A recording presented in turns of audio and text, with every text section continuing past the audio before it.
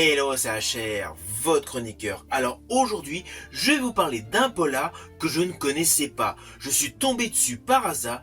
Il s'agit d'un polar sur des braquages porté par Bruce Willis qui a pour titre Maraudeur. Alors je vous le dis tout de suite, ce film n'est pas sorti à la grande époque de Bruce Willis.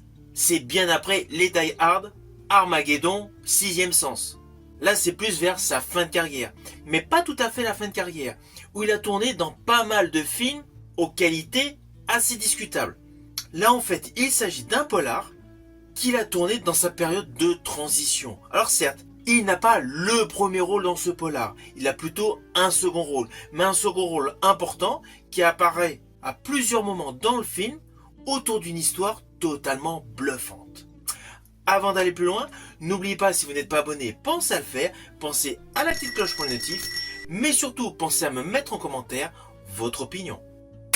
Let's go! Alors donc aujourd'hui, je vais vous parler de ce film que je ne connaissais pas. Je n'avais pas du tout prévu de le regarder, et qui pourtant m'a totalement bluffé. Et dans le bon sens du terme. Je préciserai même que c'est un peu le genre de découverte accidentelle. Un peu comme lorsque vous lancez dans un film sans vraiment y croire. Alors, il est vrai, j'ai été attiré tout simplement parce que Bruce Willis joue dans ce film. Et je suis fan de la filmographie de Bruce Willis. Je reconnais, il a eu de très bons films, mais également des films passables. Mais cela n'empêche pas que tout au long de sa carrière, à chaque fois sa prestation était top. Ainsi, j'étais attiré par ce film Maraudeur et j'ai été scotché. Alors déjà, il faut poser le contexte. C'est un thriller de braquage. Dès la scène d'ouverture, c'est violent.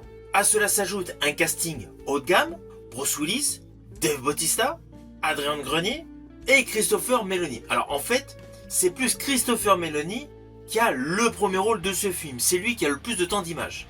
Alors du coup, avec ce casting, on peut s'attendre sur le papier à un action movie pur et dur. Je dirais même assez classique, assez générique. Mais en réalité, il y a quelque chose de beaucoup plus solide dans l'histoire. Et c'est ce qui m'a frappé dès le début. Ce n'est pas un simple petit braquage. On s'aperçoit immédiatement qu'il est très travaillé, mais surtout, il est dans le réel. Le réalisme de toute la scène d'ouverture est topissime. Je vous le dis tout de suite, on n'est pas dans du spectaculaire hollywoodien, avec des explosions inutiles et des cascades qui ne servent à rien. Ici, tout est posé, tout est méthodique et organisé de manière intelligente. On sent qu'il y a une réelle réflexion sur la matière dont ces opérations sont menées. Et cela va être le cas pour tous les braquages tout au long de ce long métrage. Et on va pas se mentir, ça rend le film crédible, avec un côté immersif et oppressant, car à cela s'ajoute l'ambiance.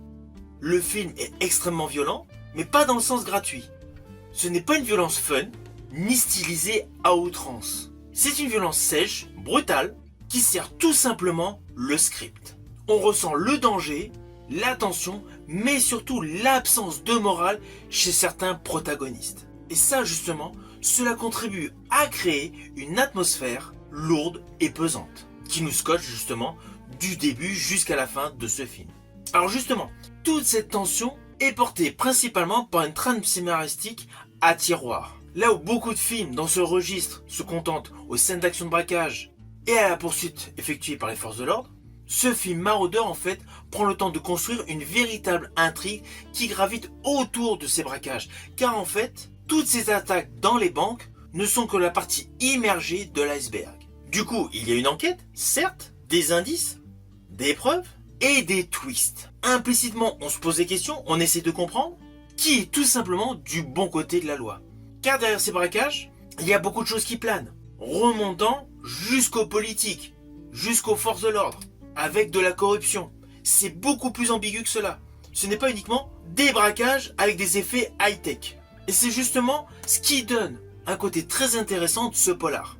Car il ne se contente pas du tout d'être uniquement un film de casse. Il va beaucoup plus loin, il parle de pouvoir, de corruption et de manipulation.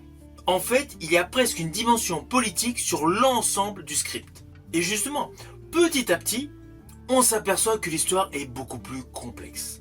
Alors du côté des performances, même si Bruce Willis n'a pas un rôle omniprésent, il apporte une véritable présence.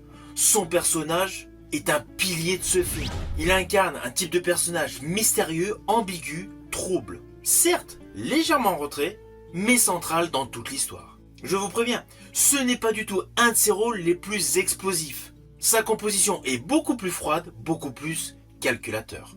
Face à lui, on retrouve un duo de policiers interprété par Christopher Meloni et Dave Bautista, qui apporte une véritable crédibilité à toute l'enquête. Et d'ailleurs, mention spéciale pour Dave Bautista. Dans ce film, il surprend totalement à sa capacité à jouer un rôle très sérieux. Quant à Meloni, il démontre un côté déterminé, obsessionnel, qui lui colle particulièrement à la peau. Alors par ailleurs, je tiens à préciser que tout le rythme de ce film est bon. Il y a le moment pour installer les personnages, placer l'histoire, les moments de braquage un peu plus vifs, punchy, nerveux, et des moments à contre-courant, comme notamment la femme d'un personnage clé de ce film qui est malade.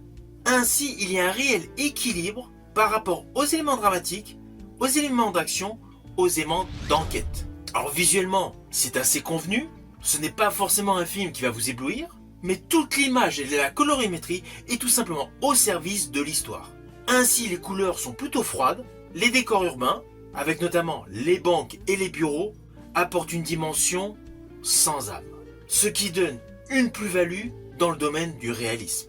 En fait, ce film est beaucoup plus mature, beaucoup plus intelligent qu'on peut le penser. Je vous l'ai dit, ce n'est pas uniquement un petit film de braquage. L'histoire est très travaillée, tous les personnages sont édulcorés, avec une mise en scène qui nous tient en haleine jusqu'à la fin.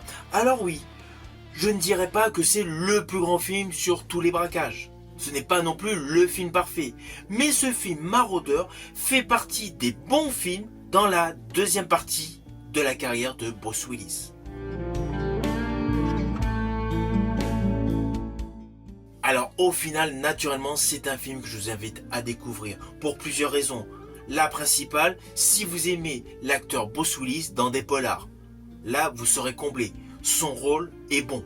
À cela s'ajoute une histoire cohérente et la présentation de différents protagonistes interprétés par Meloni et Bautista au top de leur forme. C'est naturellement un film que je vous invite à découvrir. Il est actuellement disponible en support physique via Blu-ray ou DVD ou tout simplement en VOD sur Prime Video.